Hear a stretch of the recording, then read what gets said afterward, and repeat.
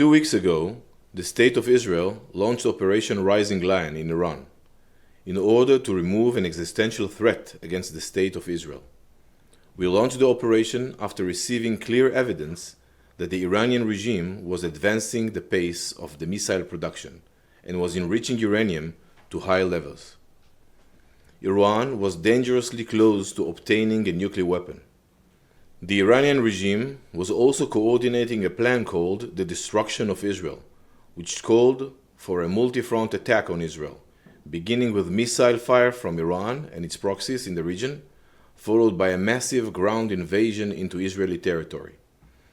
This was not just an idea or a theory, but a concrete, structured plan to wipe Israel off the map.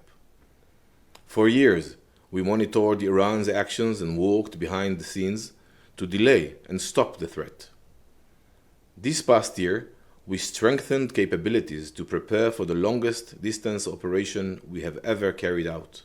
As the threats neared the point of no return, we completed the IDF's preparations, secured the home front, and launched the necessary operation against Iran's nuclear and missile programs.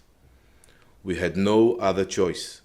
We targeted every layer of the Iranian threat, weakening their abilities and building up our advantages with every strike.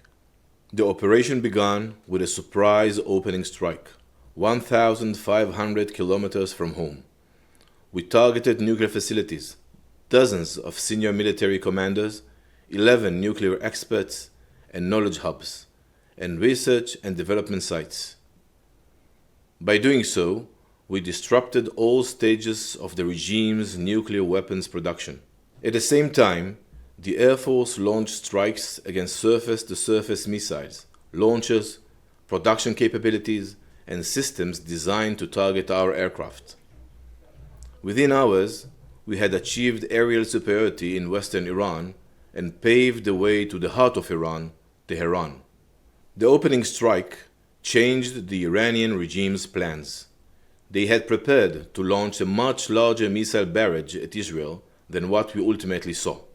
In the 12 days since the opening strike, the IDF continued with precise strikes focused on two main efforts.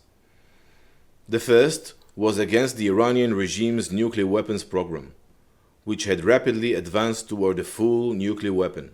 They were enriching uranium on a broad scale and had enough fissile material for several nuclear bombs that they could assemble in a short period of time. On the map here, you can see the regime's main nuclear sites. These are the key facilities in the production chain for a nuclear weapon core. In this image, you can see the first site, Fordow, a uranium enrichment facility built dozens of meters underground and carved into rock. It was struck by the US military. The second site, Natanz, is Iran's largest enrichment facility. It has been operational for years and contains the infrastructure for enrichment to military levels. The significant damage to these two sites has removed the Iranian regime's ability to enrich uranium to military-grade levels at this time. The third site struck was the conversion facility near Isfahan. We struck critical components in the production chain of nuclear weapons. We struck thousands of centrifuges, production sites, and infrastructure. We also struck the inactive Arak reactor. Striking this facility denied the regime the critical capability to produce plutonium, another material used for nuclear weapons. The elimination of 11 nuclear scientists directly involved in nuclear weapons development was a critical blow to the regime's ability to continue its nuclear weapons program. The second effort targeted Iran's missiles and UAVs, which the regime had planned to launch towards Israel from different locations in western Iran.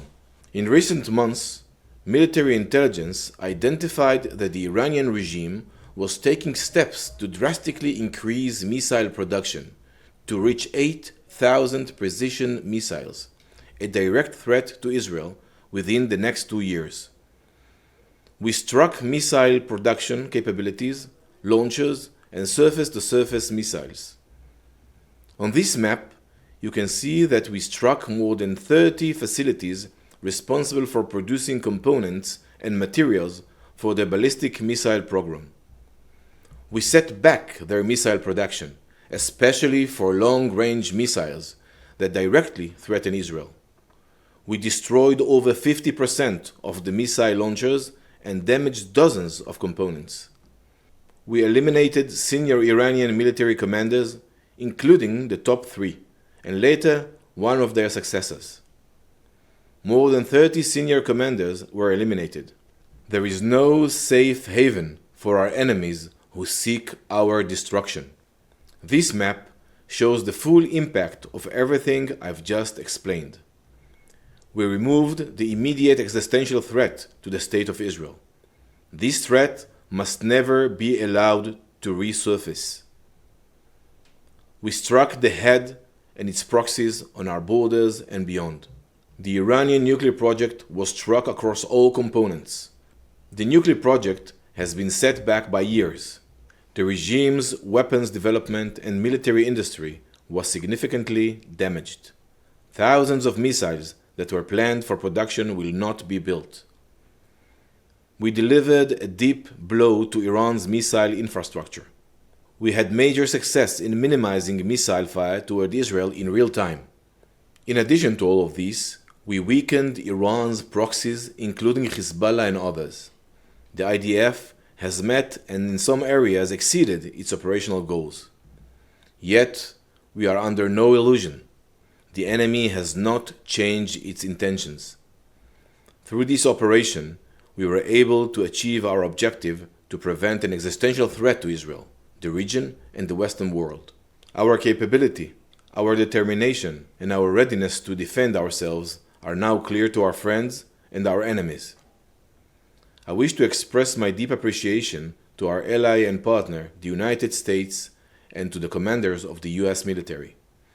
Years of close coordination, built on shared values, have been vital to security across the region. During the operation, approximately 530 missiles and 1,100 UAVs were launched from Iran toward Israel territory. Most were aimed at population centers. The Israeli Air Force and Navy intercepted many of the missiles and 99% of the UAVs launched at Israel, most of them outside Israeli territory. Our defense systems significantly reduced the impact. Unfortunately, no defense is airtight. As a result of the attacks, 29 Israeli civilians lost their lives, and many others were injured or lost their homes. The operation's success cannot undo the pain and deep loss we've suffered. We remain alert on all fronts. We are preparing for a variety of scenarios and continuing to operate against Hamas in Gaza alongside our efforts to return all hostages. The mission is not yet complete. 50 hostages remain in captivity. Today's actions are for tomorrow's future, for the future of us all, our children and our grandchildren. We will continue to stand strong together, and we will prevail.